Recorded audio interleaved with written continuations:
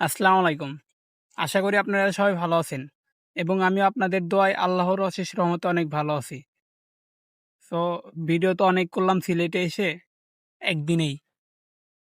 এখন আছি আমি হচ্ছে আপনার চা বাগানের একটু ভিতরে। একটু না অনেক ভিতরে। এখানে শুধু হচ্ছে রাবার গাছ আর রাবার গাছ। আমার আশেপাশে যে সমস্ত গাছ দেখতেছেন সবগুলো হচ্ছে রাবার গাছ। এই দেখেন কত রাবার গাছ। ঠিক আছে? এইখান থেকে হচ্ছে আপনার রাবার সাপ্লাই হয় পুরা বাংলাদেশ। শুধু পুরা বাংলাদেশ বললে ভুল হবে। অনেক দেশে আমাদের দেশে রাবার চলে যায়। এইটা হচ্ছে রাবার আটকানের একটা বক্স। এই যে এই বক্সটাতে রাবার হচ্ছে সারারাত হচ্ছে পরে ওইখানে হালকা কেটে দেয়। আর সারারাত পরে যখন জমা হয় এই জমাটা এখানকার যারা দায়িত্বে আছে তারাই হচ্ছে এটা সংগ্রহ করে।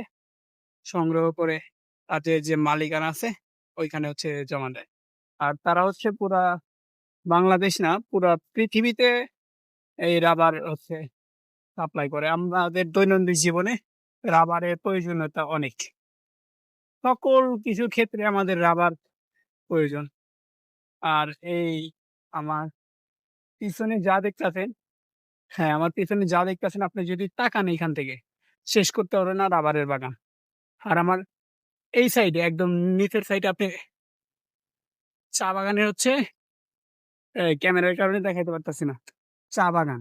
এখান থেকে শুধু পাহাড় আবার হচ্ছে ঢাল। পাহাড়, ঢাল এরকমভাবে বয়ে যাচ্ছে, বয়ে গেছে। তো আমরা এখন যাচ্ছি বাড়ির দিকে। আর এইখানে হচ্ছে আপনার মাঝখান দিয়ে এটা হচ্ছে রাস্তা বের করছে একটা ট্রাক দোকানে। আমাদের এলাকায় যেমন হচ্ছে আলুর পয়েন্ট করে, এইখানে হচ্ছে আপনার চার পাতা নেওয়ার জন্যে এটা পয়েন্ট করছে। এইখান থেকে একদম তাকাবেন সামনের দিকে মানে সামনের দিকের কথা এই দিকের কথা বলতাছি। শুধু চা আর চা। এ এখনো শেষ করতে পারে না। সেই যে সকাল ১০ টায় বের হইছি। এখনো আসার উপরে আছি কিন্তু শেষ হচ্ছে না। পাহাড়ে উঠছি কয়েকটাতে পাহাড়ে উঠছি রোজা রেখে।